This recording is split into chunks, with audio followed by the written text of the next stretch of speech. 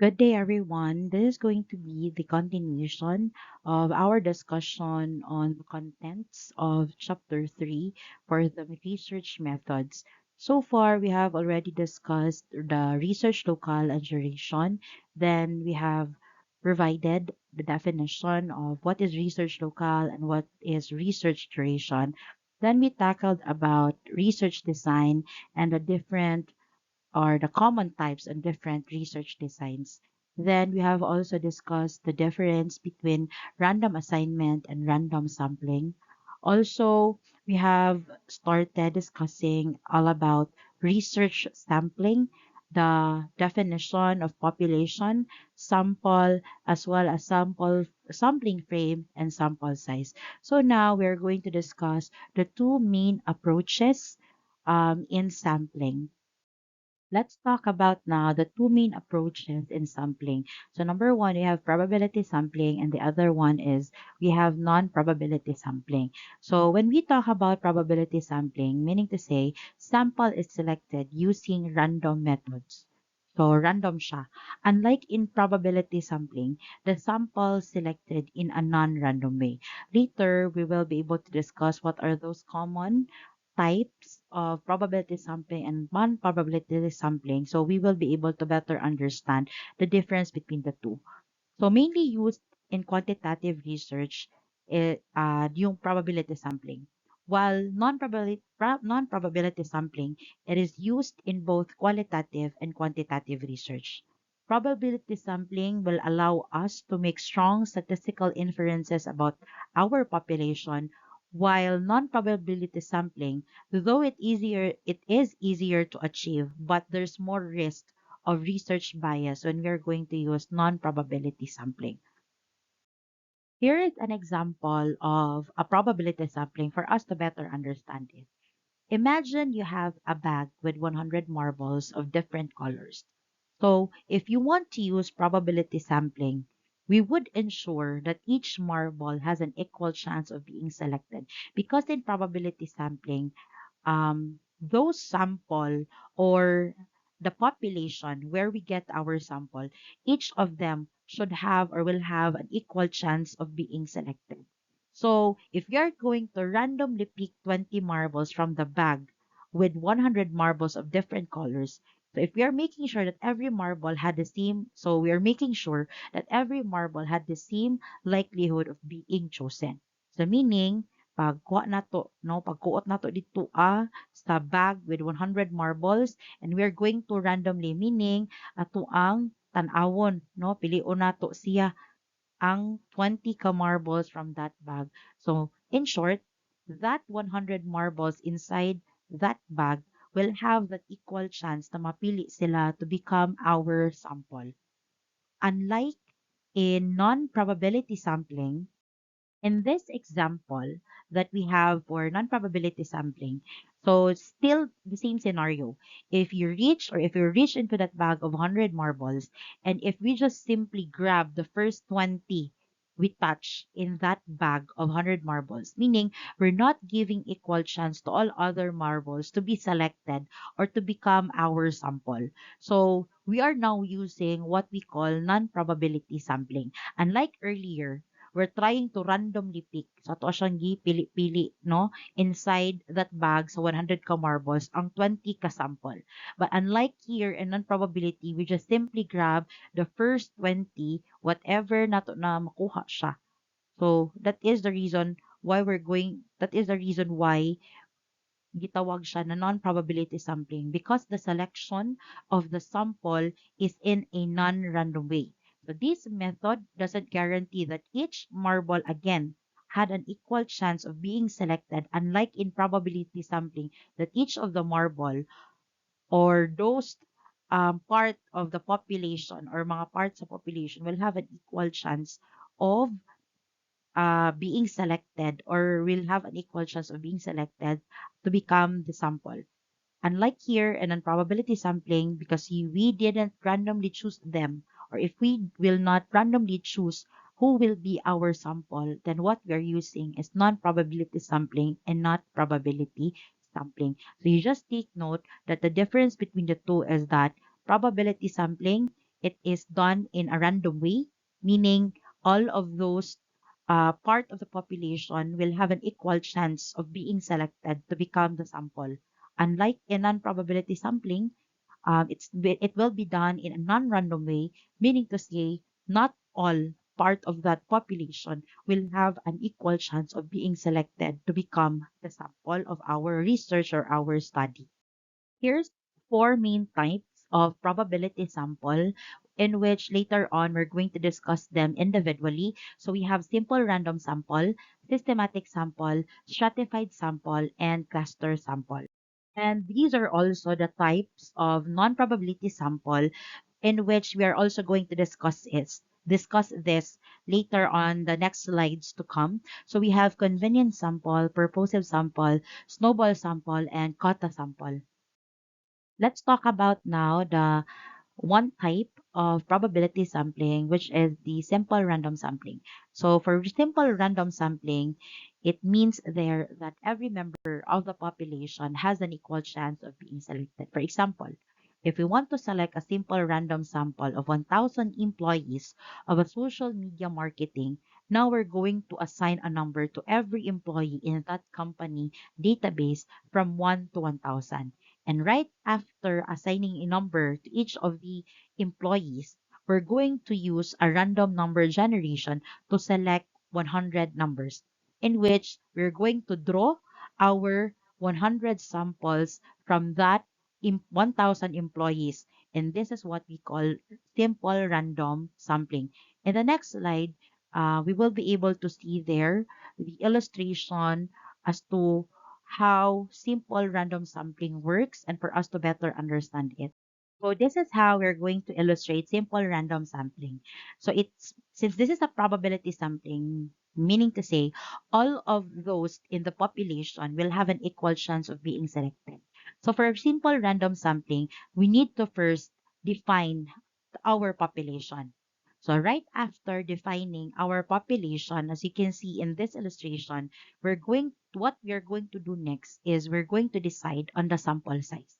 Let's see, for example, if you're going to decide if our population is, let's say, 1,000, and we're going to decide on the sample size of 100.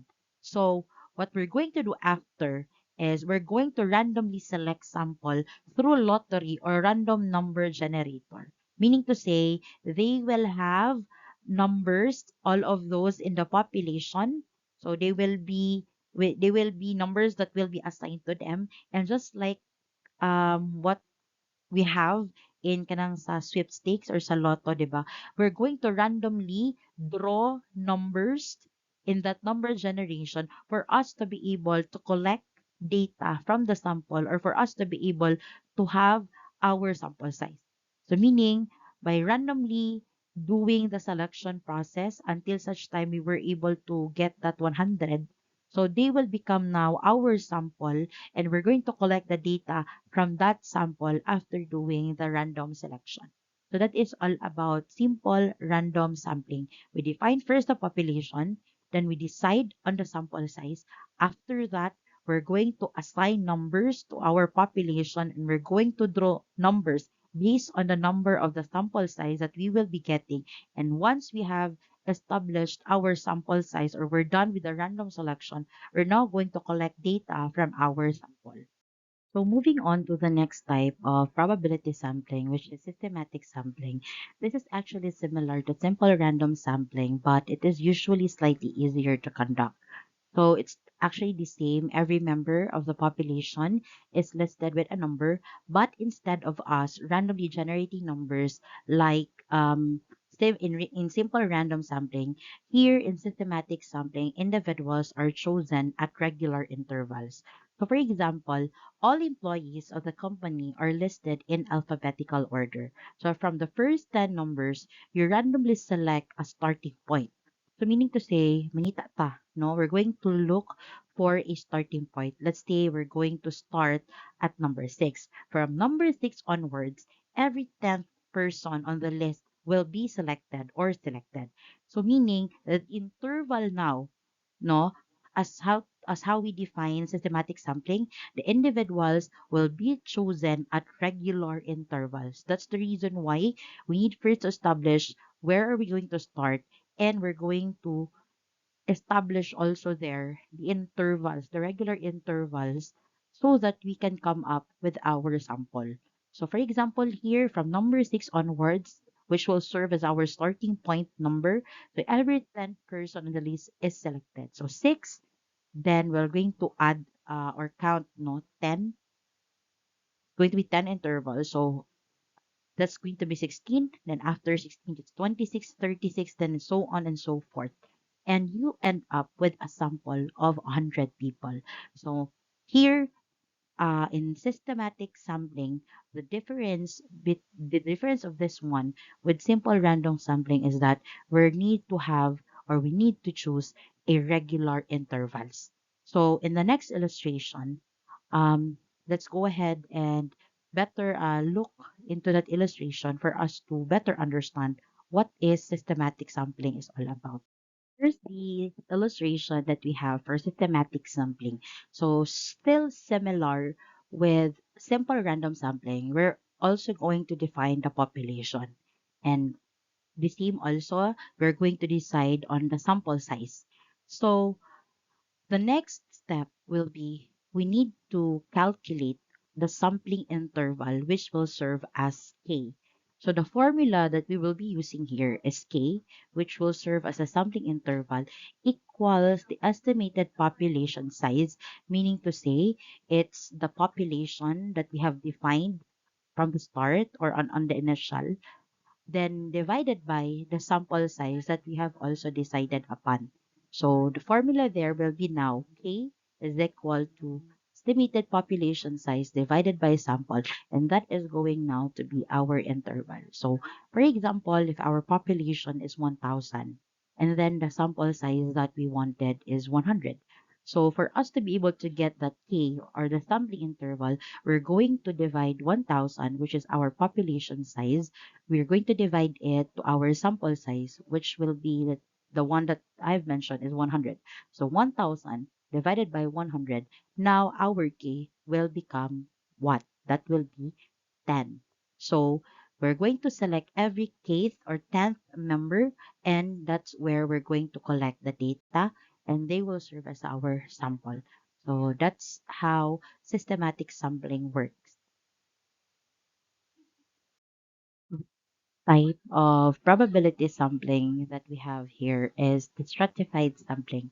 So researchers will divide a population into homogeneous subpopulation, meaning it going to be the same, no? Similar na mga subpopulation called strata, so which is the plural of stratum. Based on specific characteristic example, we're going to divide that population based on the race, gender identity, location, or etc.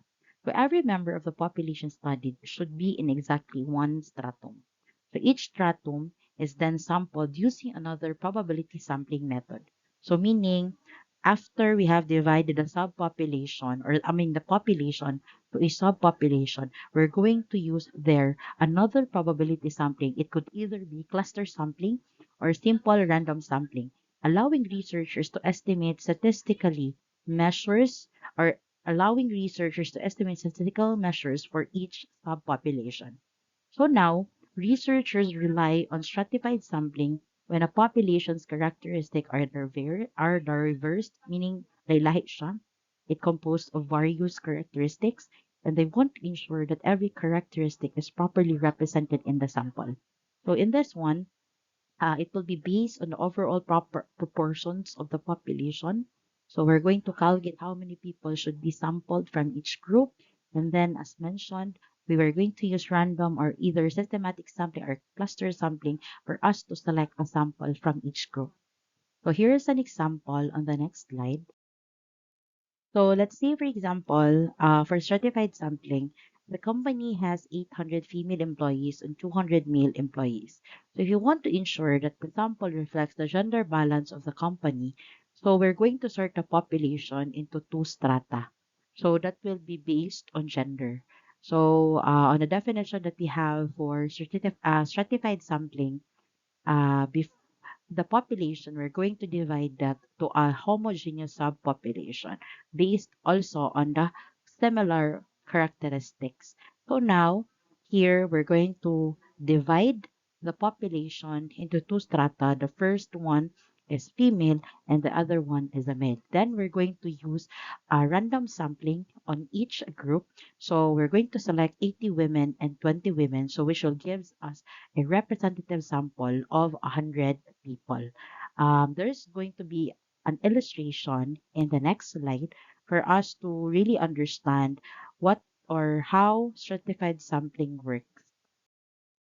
In this illustration for the stratified sampling, first is what we're going to do is we're going to define our population.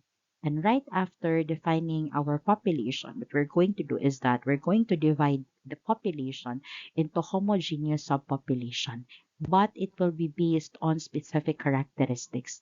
So let's say in this example, we're going to base them on the colors. So we're going to have a four um, subgroups there or subpopulation, which we call as strata. So we're going to group them or subdivide them into colors. So we have cyan, blue, pink, and gray.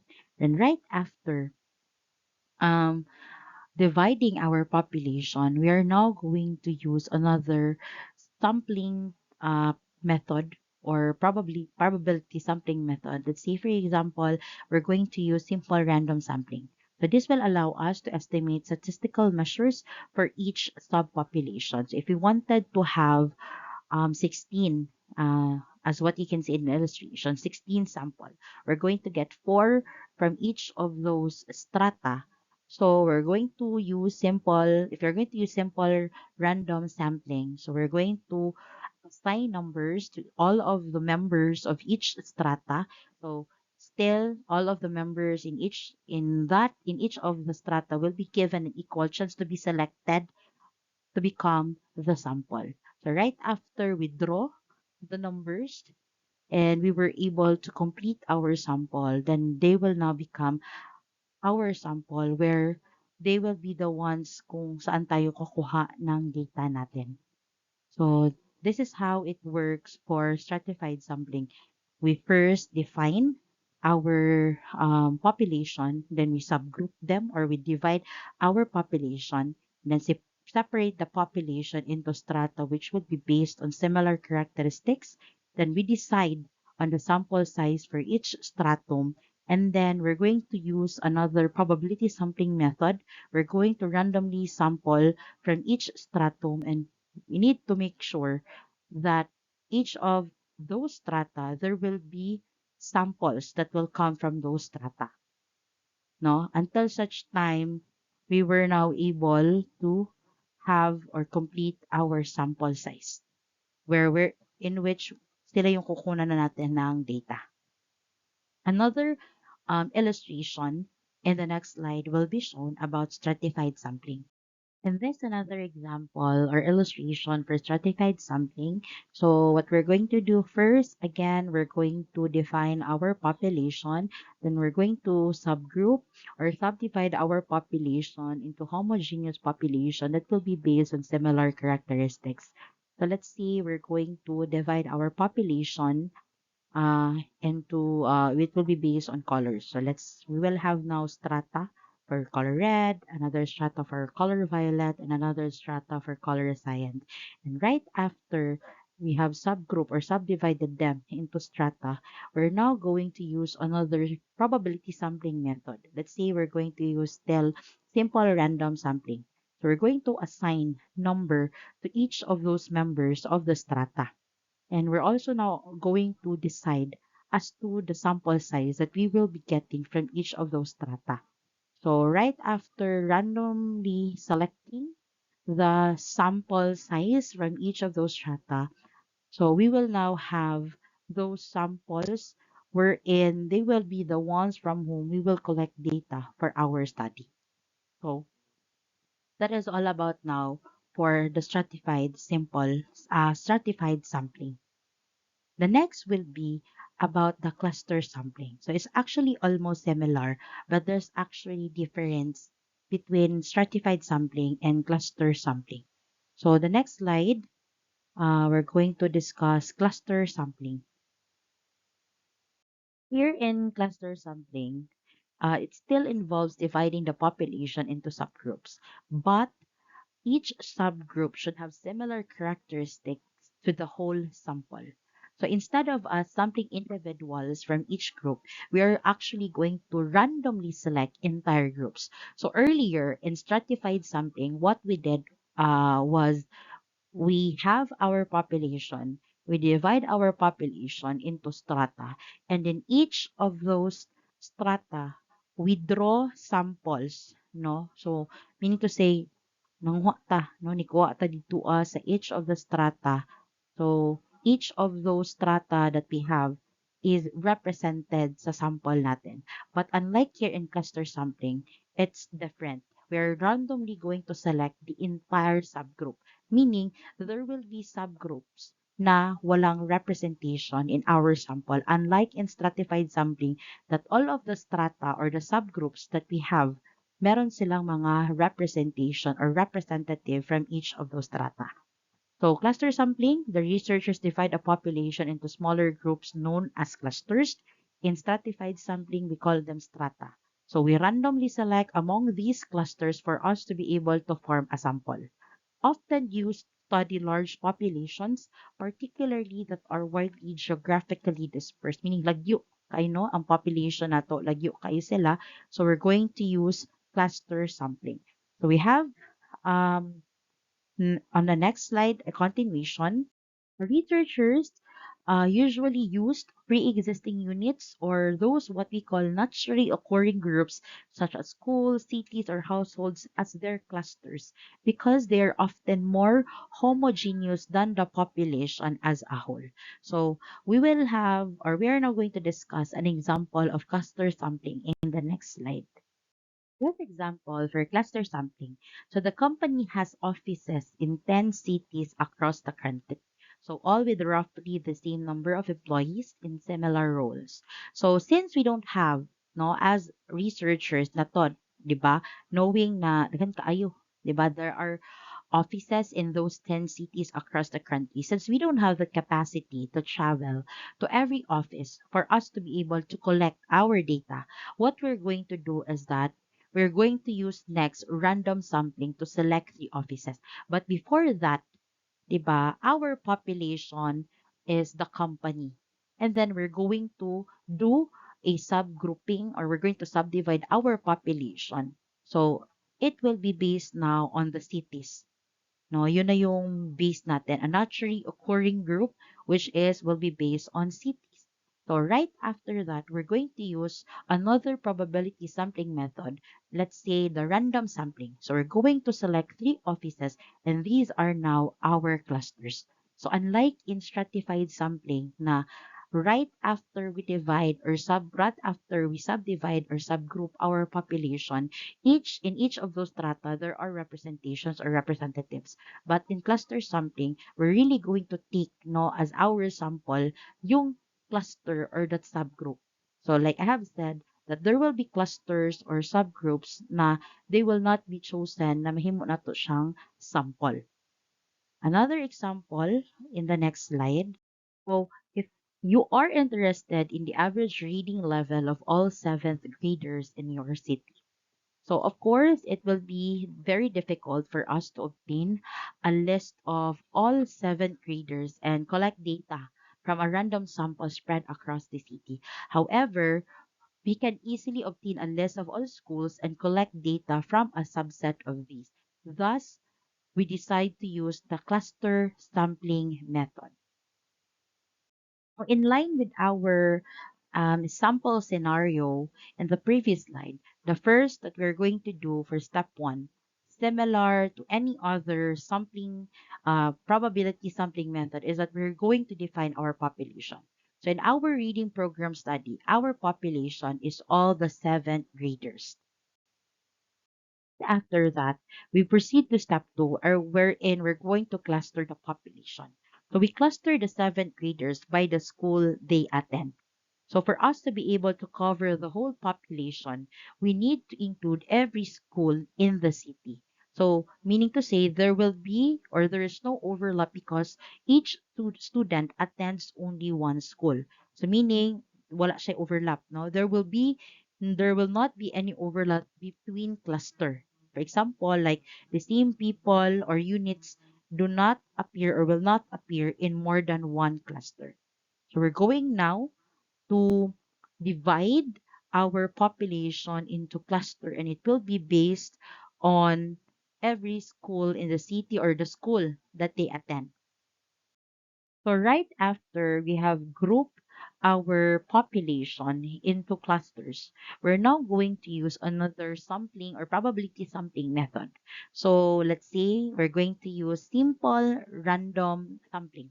So based from what we have discussed about or regarding the simple random sampling, we're going to assign number to each school and we're going to use a random number generator to select a random sample. So if you can see here, unlike in stratified sampling, that for all those strata, they are represented, no? Merong mga representatives yung each strata right after we have subdivide or subgroup them. But here in cluster sampling, yung kukunin natin na sample will be as a group talaga sila or as a cluster. So as you can see, we have here four. That's yung parang highlighted yung kanilang cluster in light green. So these will become now our sample.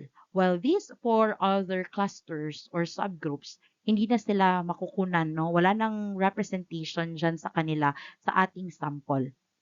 So again, unlike in stratified, that right after we divide or group them into strata, each of those strata, meron silang mga representation or representative doon sa sample. But here in cluster sampling, it will be taken as a group or as a cluster. After doing that, another probability sampling method, we're now going to collect data from clusters. So ito na yung magiging sample natin and we start to test the reading levels of every 7th grader in the schools that were randomly selected for our sample. So to sum it up, we have an illustration in the next slide. So in this illustration, again, we're going to define our population.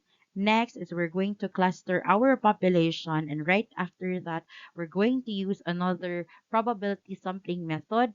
And right after selecting what will be the other probability sampling method that we will be used, we're going to randomly select clusters.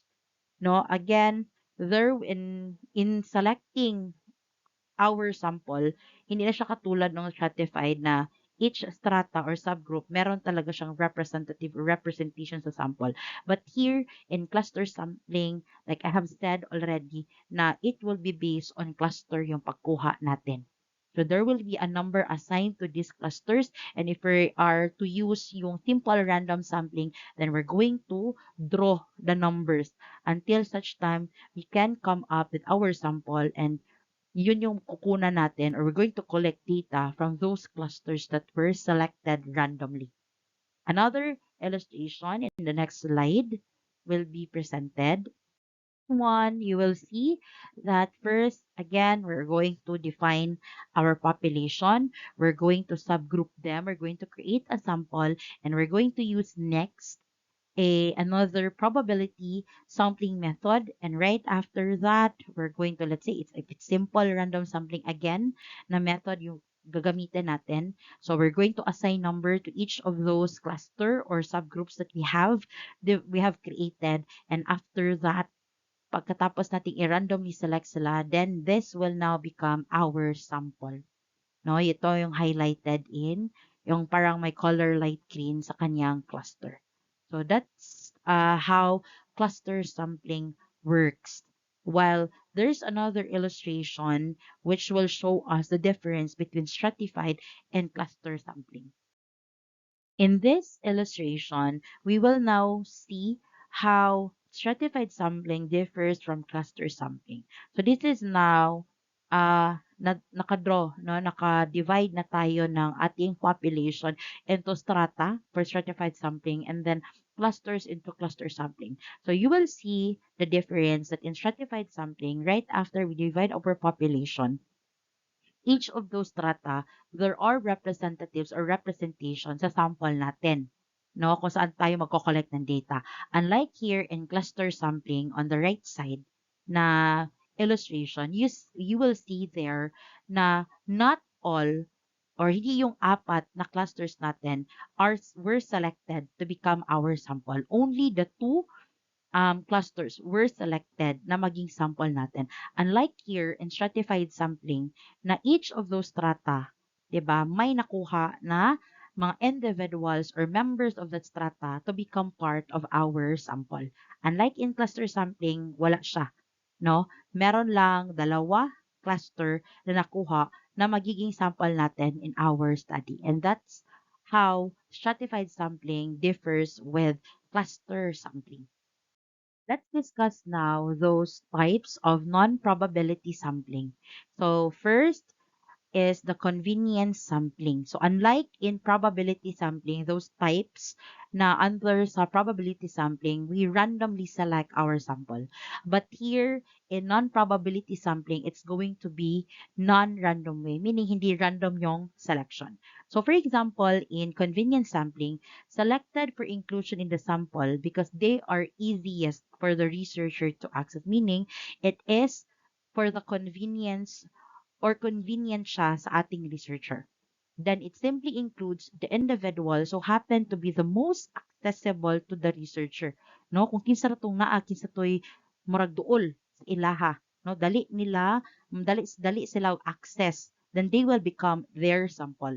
An easy and inexpensive way, di kay siya mahal because of course, your sample will be those individuals kaduol ra sa imuha, no? Dali ra na kay access dayon inexpensive way to gather initial data, but there's no way to tell if the sample is representative of the population. So this is the downside of convenience sampling. No, we are not sure or we cannot really tell na that sample na nakuha natin will be the representation of the whole population. So meaning it can't produce generalizable results. And it is also at risk for both sampling bias and selection bias, in which later we have an illustration. What do we mean about sampling bias and what is selection bias?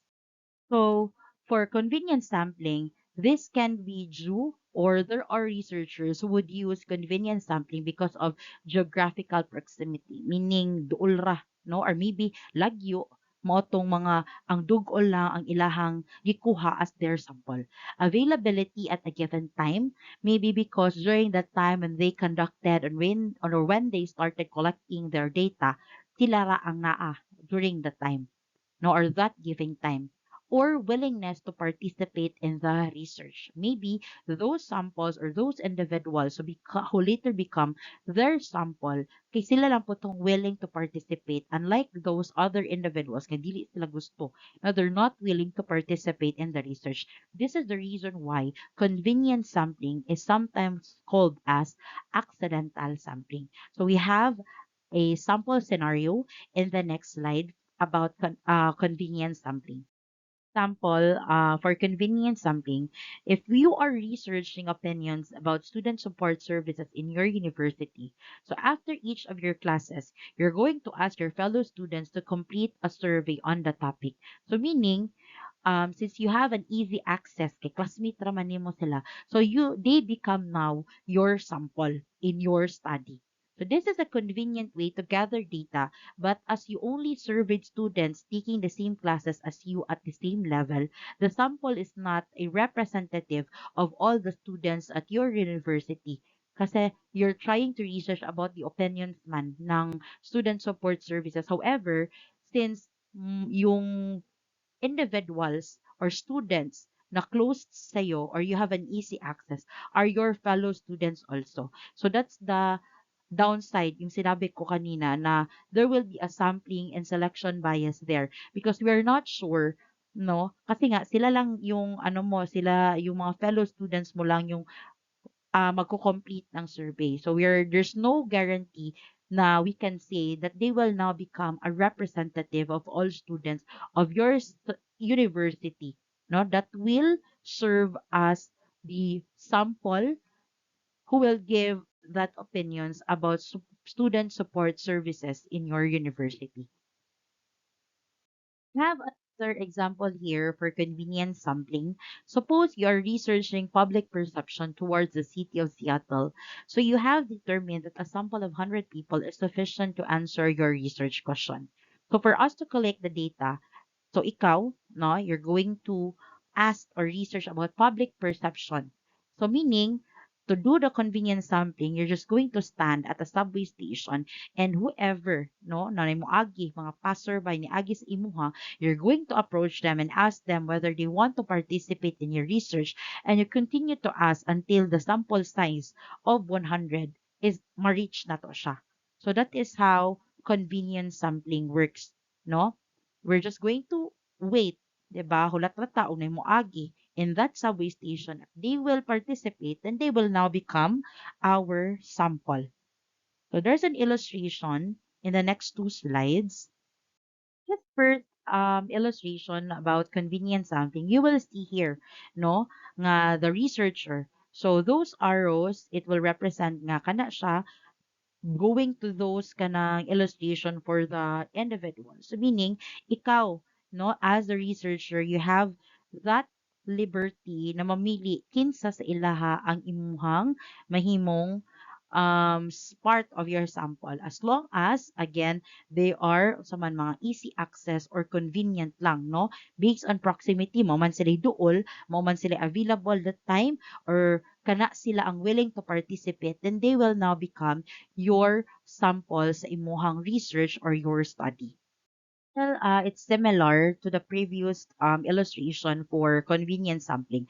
So we have a population here, and as researcher, ikaw ang mamili. Whoever diri as ato ang population is easy ang imong access, they're willing to participate, and as well as no na during that given time when you start collecting again your data, sila ang naa. No, they're willing to participate, easy access during dali naa sila ana nga time. So they will now become your sample for your study or for your research. We have another non-probability sampling method, which we call voluntary response sampling. It's actually also similar to a convenience sample, but take note that the voluntary response sample is mainly because of ease of access.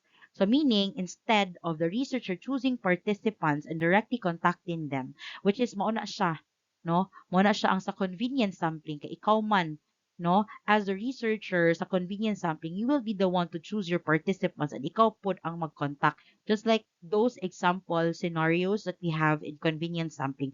But here in voluntary response sampling, it's different. People volunteer themselves to become part or sample sa imuhang research. Example, by responding to a public online survey. So, voluntary response samples are always at least somewhat biased, as some people will inherently be more likely to volunteer than others, meaning to say it will lead us to self-selection bias. So, unfair na siya, no? Kay ang mahimong part or ang mahimong sample nimo are those just unsa man gusto lang mag-volunteer.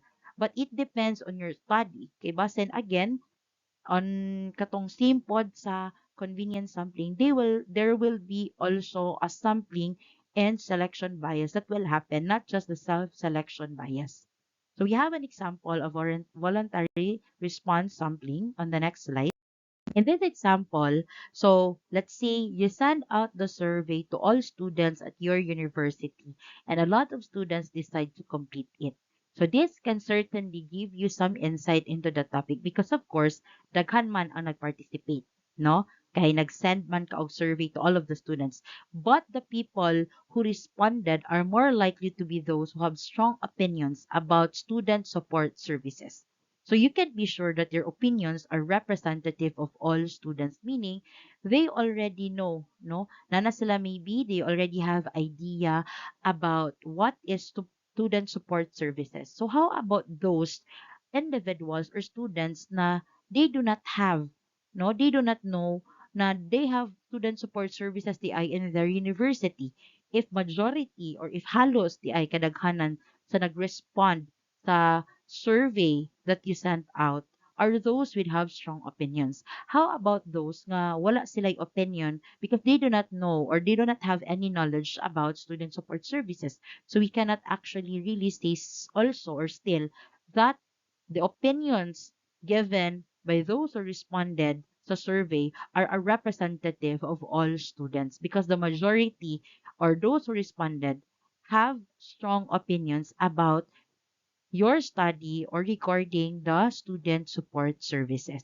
But in essence here, for voluntary response sampling, it's all about the individuals or those mga mahimong part sa sample ang nag-volunteers ilahang sarili to become part of your study and not the researcher, no? Ang nag-contact, ang nag-choose iyahang participants or mga sample niya. But those individuals yun, sila ang the individuals volunteer themselves to become part of the study. So that is all about voluntary response sampling. We have here uh, as an illustration all about voluntary response sampling. So here's the illustration for voluntary response sampling. So let's say for example here, no, makita niyo mo na it could either be like our example in the previous slide, you sent out a survey and there are going to be unsa man kini a representation of those mga daghan nga kamot no hands is that they will or they are the ones who are going to volunteer para mahimong part sa imong study.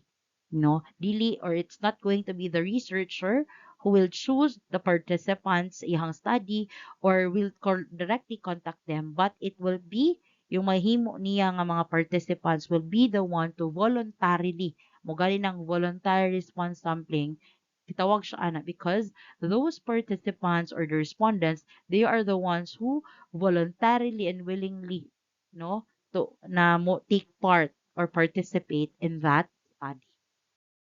Next non-probability sampling is the purposive sampling. So from the word itself, no, purposive, purpose, which is also known as judgment sampling. So it involves the researcher using their expertise to select a sample that is most useful to the purposes of the research. So again, like yung from the word purposive, purpose, no? So meaning the sample that will be selected is based on the purpose of the research. Selected because they have characteristics that you need as a researcher in your sample or selected on purpose. Meaning sila gitong naka-align, no? Nihaom gid sila sa purpose sa inyong study. It is often used in qualitative research where the researcher wants to gain detailed knowledge about a specific phenomenon rather than make statistical inferences or where the population is very small and specific. Meaning, direct targeted yun siya. No? Munang purposive sampling or based on purpose ang pag-select sa inyuhang participants or respondents sa inyuhang survey or sa inyuhang study. I mean, so an effective purposive sample must have clear criteria and rationale for inclusion. Also, it relies on the researcher's judgment when identifying and selecting the individuals, cases, or events that can provide the best information to achieve the study's objective. Kasi nga again, the reason why you're going to get them, no, mahimo sila ninyong sample because they can better provide or best information can be got makuha na to siya no we can get that information sa ilaha and we can also achieve our studies objective because of them. So always what we just always need to make sure is to describe our inclusion and exclusion criteria and be aware of observer bias affecting our arguments. When we see inclusion and exclusion criteria, kinsa ba tong included? Kinsa ba tong excluded sa inyuhang sample or sa inyuhang study? Inclusion and exclusion criteria, it determine when which members of the target population can or can't participate in a research study. So it's very important here in purposive sampling to establish these criteria. not the inclusion and exclusion. Collectively, they're known as also eligibility criteria, meaning if they are not eligible, they will not become part of your study. And establishing them is critical when seeking study participants for clinical trials. This allows researchers to study the needs of a relatively homogeneous group, example, let's say people with liver disease, with precision for us to become precise and for us to be able to achieve the study's objectives, we need to have this inclusion and exclusion criteria. Let's discuss what's the difference between inclusion and exclusion criteria in the next few slides. Inclusion criteria, it comprises the characteristics or attributes that prospective research participants must have in order, again, for them to be included in the study. Aron ma-appeal sila, no? So study, they should fit, no? They should have that characteristics or attributes, mga qualities na naa sa inclusion criteria sa researcher. Common inclusion criteria can be demographic, clinical, or geographic in nature. So we have an example. Say you are running a clinical trial for a new treatment for individuals with chronic heart failure. Now, the following inclusion criteria apply.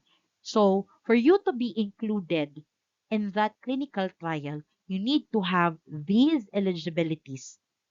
Number one, 18 to 80 years of age, diagnosis of chronic heart failure at least 6 months before trial, unstable doses of heart failure therapies, and willing to return for required follow-up or post-test visits.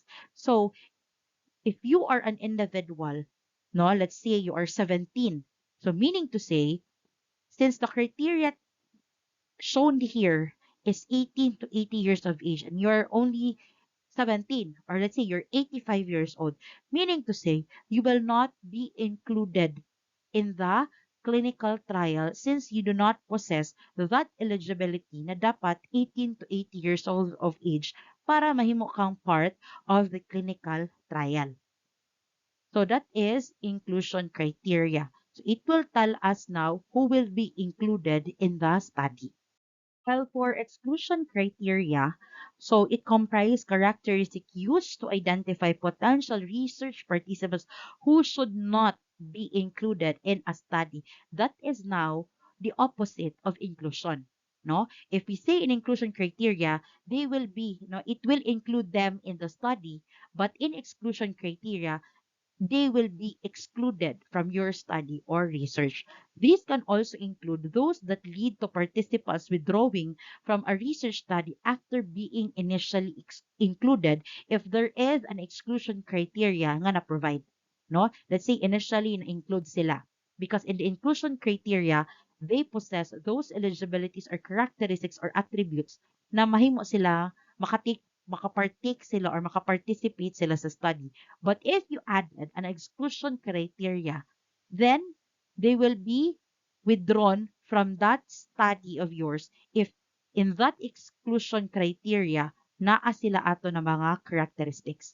In other words, individuals who meet the inclusion criteria may also possess additional characteristics that can interfere with the outcome of the study. And for this reason, they must be excluded. So in short, they should not be included in a study. So the typical exclusion criteria can be what we have is ethical considerations.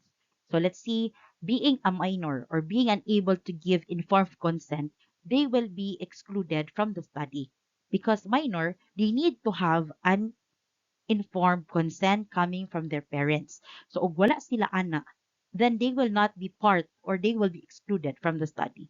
Another practical consideration, such as not being able to read.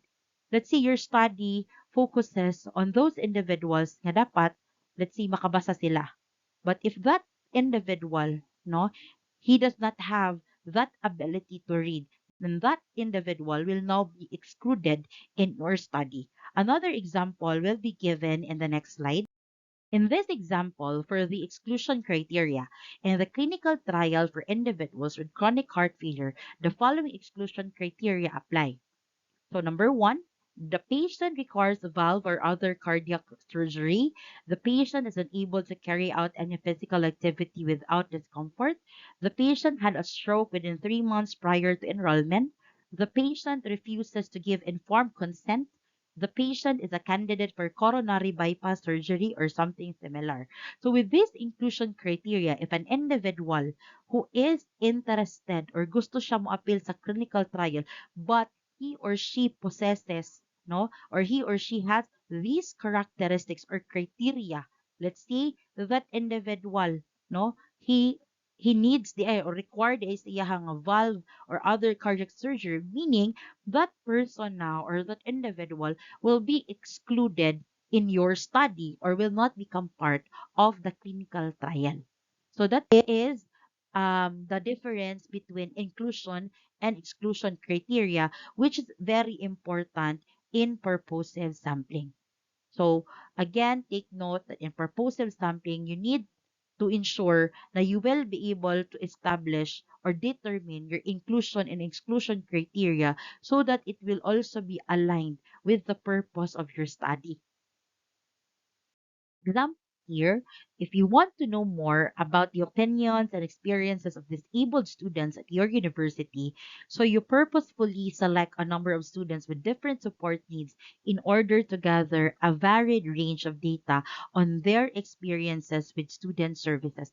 Meaning, since your study is about the opinions and experiences of disabled students, so now yung magiging part, no, magiging participants or respondents of your study will be based on the purpose of your research or study, which is those students na with different support needs because matuhog man niya or it will be aligned dito as a purpose or sa objectives imuhang study. And that's the reason why you select a number of students with different support needs para ma-answer tong imuhang gusto na mahibalan or all about sa imuhang study na yung opinions and experiences of disabled students at your university. In this illustration that we have for purposive sampling, you see here that from a population, you as the researcher, you will be the one to choose or select your participants. But again, it will be based on purpose or on your studies objectives.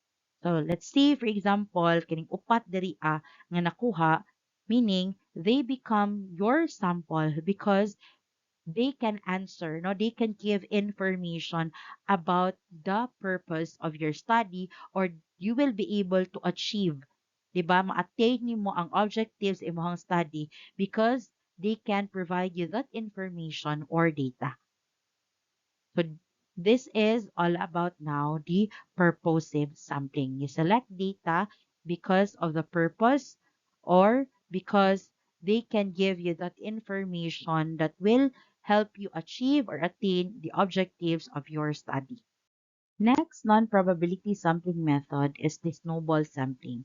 That is also known as chain sampling or network sampling. We will be able to know nganong gitawag siya, no? Nga chain sampling or network sampling in the illustration that we have for snowball sampling. So if the population here is hard to access, kasi naglisod, no? Snowball sampling can be used to recruit participants via other participants. So the number of people you have access to snowballs as you get in contact with more people. So the downside here is also about representativeness. That's actually the downside here for mga non-probability sampling because you have no way also of knowing how representative your sample is due to the reliance or participants recruiting others in which this can also lead to sampling bias. Same po siya sa katong convenience sampling, no? We will not know if those who are katong nag-take part, 'di ba? Or katong mga readily mga available, you have easy access sa ilaha. We are not sure or we cannot tell that they will become the representative or a representation of the whole population.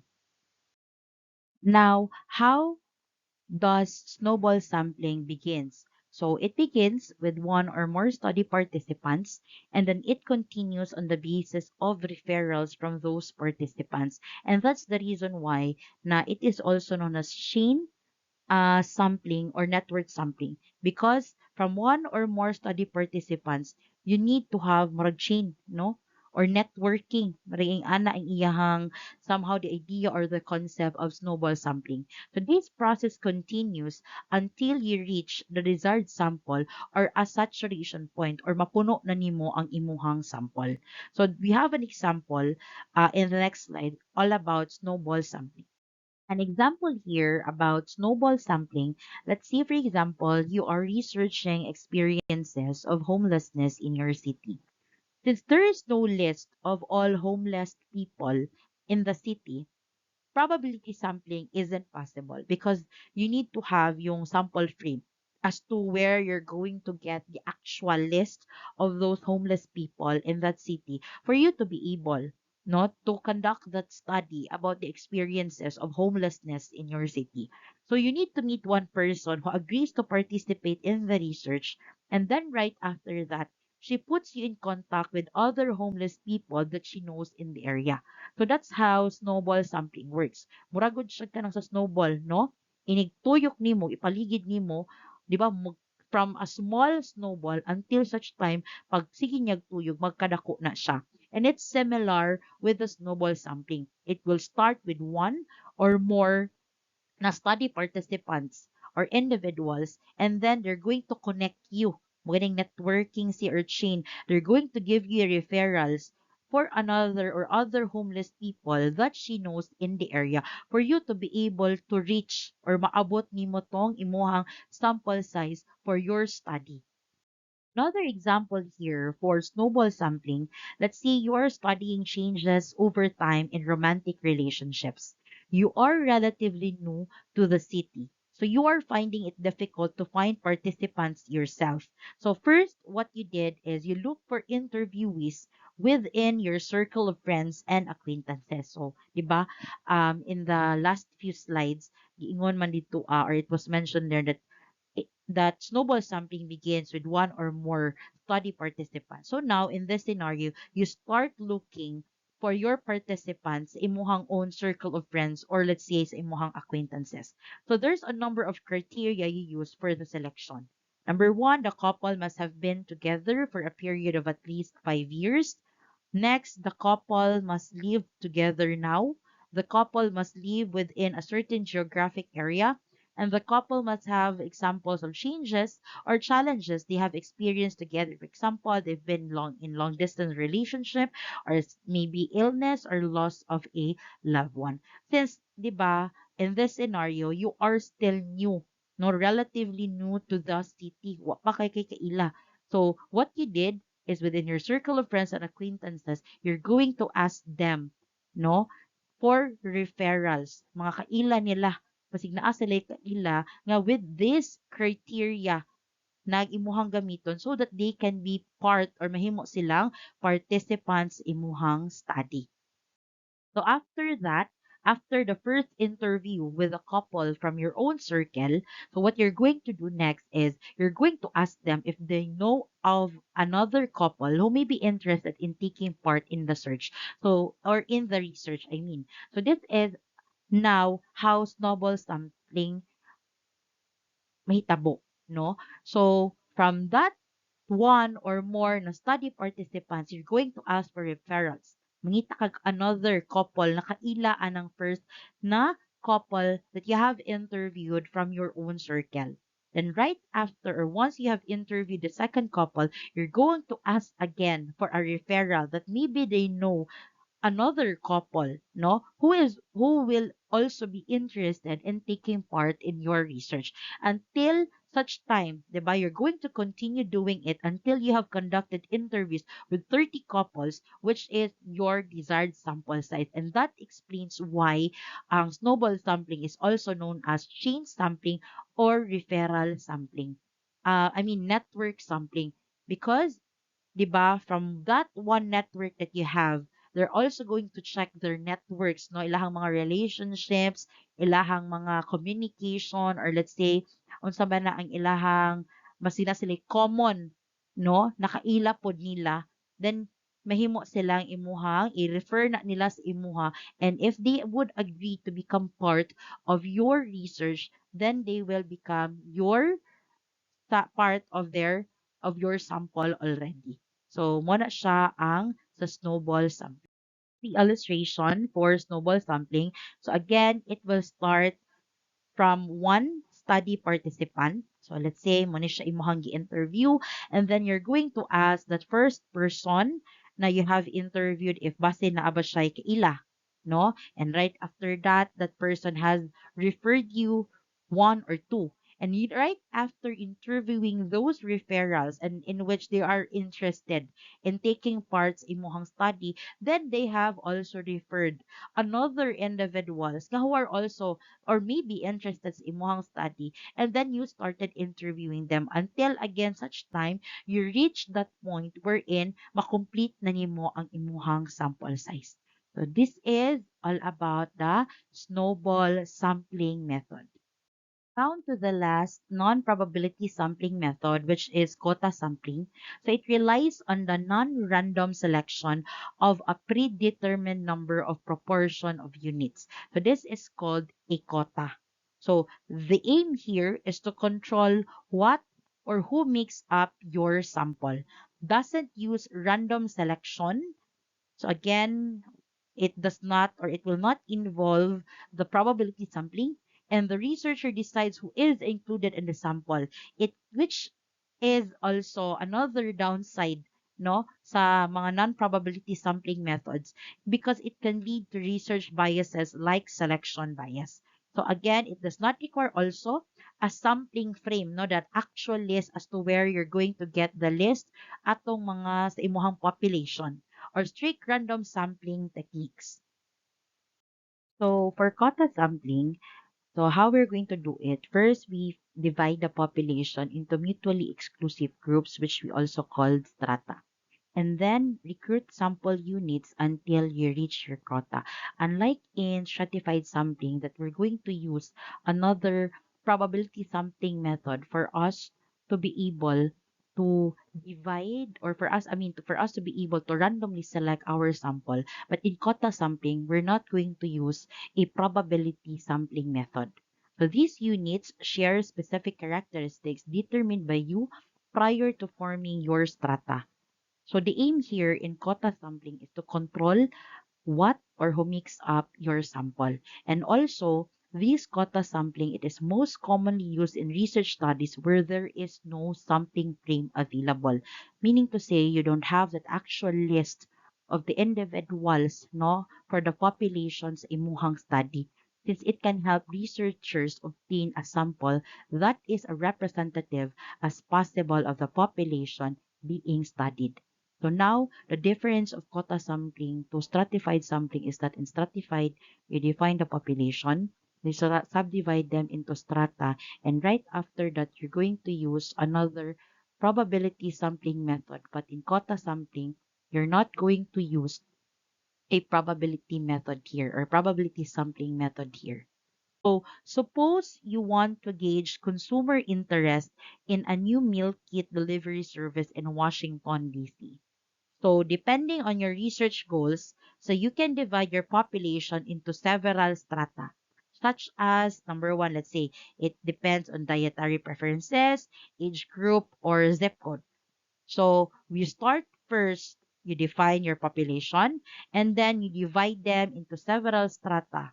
No, it will be based on the characteristics, based on your research. So let's say you want to focus on dietary preferences. So what you're going to do now is that you're going to divide the population into what? So you have meat eaters, vegetarians, and vegans. So drawing a sample of 600 people. Since the company wants to cater to all consumers, you set a quota of 200 people for each dietary group. In this way, all dietary preferences are equally represented in your research, and you can easily compare these groups. So you continue recruiting until you reach the quota of 200 participants for each subgroup. So meaning to say, for quota sampling, you will start first with defining your population. And then in that population, based on your research goals and the characteristics that you want, no, sa mo pag-divide sa imong population into strata, so naa siya, dietary preferences, age group, or zip code. And then after that, Once you have already that characteristic, you're now going to divide that strata into another subpopulation. And right after that, you're going to equally divide. Now, let's say if you have, or if you wanted to have 600 sample. So what you're going to do, you're going to equally divide that 600 to that three groups you have in your strata. So meaning, since you have 600 people that you want to draw from that sample for dietary preferences, you're going to divide 600 to that three subgroups you have under your strata for dietary preferences. 600 divided by 3, meaning to say in each of those strata, you're going to get a quota of 200 people for each dietary group. So that's how you're going to get your sample or do the quota sampling. The illustration that we have for quota sampling. So again, you define your population. In that population, you're going to what? Create a strata. So let's see, for example, di ba, makita niyo sa population, lahi-lahi siya. It's a composition. We have male and female. So meaning it will be based on gender. It could either be, siguro, if you wanted to base it on religion, no? Imuhang another strata. If you wanted to, unsa ba, be based on their work or their jobs. So it's up to you as to how imuhang pag-group no unsa ba na characteristics that you want para sa imuhang strata. Let's say for example in this illustration, let's say we're going to have a strata na based on gender. So based on that gender, you're going now to divide your population. Let's say we have male and female. So you're now going to divide your population into strata, which is based on gender. So now, after that, we identify what are the groups. No, isubgroup na po nato ang ato ang strata. We're going to divide them. Let's say, so dira na siya, no, ato ang quota. So meaning, in that strata, we're going to divide that into subgroups. So we have that criteria na pod. So let's say, in male, no? We're going to select, so, di ba, in a strata, nga based on gender, there are subgroups, male and female. So we're going to select male. So for male, we say we're going to select only those who are above 50 years old. So those na mahimong sample for our study or research will only be those male na who are above 50. Those below 50 will not become part or they will not be included in our study or research. So again, from a population, you look for a characteristic so that you can divide it into strata, and in that strata, you're going to have a subgroup to as ilaha, and you need to provide a criteria, and then that criteria that you have provided sa imuhang subgroup, you're going now to get no a sample from that imuhang subgroup na imuhang gipili. Same goes sa female pod. No, moingon ta for the female na group or subgroup, let's say also above 50, you're also going to select dito no, those only no mga above 50 na female. Similar with our subgroup sa male na above 50 siya. We're done now with discussing the different types of probability and non-probability sampling methods. We'll just quickly discuss about the downside of those non-probability sampling. The one that we have mentioned in the previous slide, the sampling bias and selection bias. The sampling bias, it occurs when some members of a population are systematically more likely to be selected in a sample than others. So it occurs when there are certain segments of the population are systematically excluded, or meaning to say overrepresented sila no in the sample, in which it will lead to what results that they may not accurately reflect the population as a whole. So there are what we call self-selection bias, survivorship bias, non-response bias, pre-screening or advertising bias, undercoverage bias, and healthy user bias. So self-selection bias, so meaning people with specific characteristics, so sila ang mas makapag-participate, no, than others. Another is survivorship bias. So successful observation or people are more likely, so meaning since they are more successful, 'di ba, compared to those unsuccessful ones. So sila ang nahimong nag-take part atong study. Non-response bias, people who refuse to participate or drop out systematically differ from those who take part. Pre-screening and or advertising bias, bias due to the way participants are pre-screened or where a study is advertised, meaning it would be unfair, no? For those other na mga participants based on the pre-screening nila na method or where it was asa ba gi-advertise, gi-announce ang pag-select, no? Ang way of selecting the participants. Under coverage bias, some members of a population are what? Inadequately representative in the sample. So kulang, no? Wala kaayo na cover or it's not a full coverage sa inyong study, wala kaayo na fully represented ang inyong sample sa inyong population. Then healthy user bias, so volunteers for preventative interventions are more likely to pursue health boosting behaviors than those others. Lastly, we have selection bias. So this bias is due to factors related to the study's participants, such as the choice of population or sampling and recruitment methods. So these two or those under these biases are the downside of the non-probability sampling method. The common, no, the downside sa non-probability sampling method. That is the end of our discussion for the research sampling part of the contents of chapter 3 for the research methods. We will just continue our discussion for the source of data, data gathering procedure, ethical consideration, and analysis of data in the next recorded discussion that I will be providing you. Thank you so much, everyone.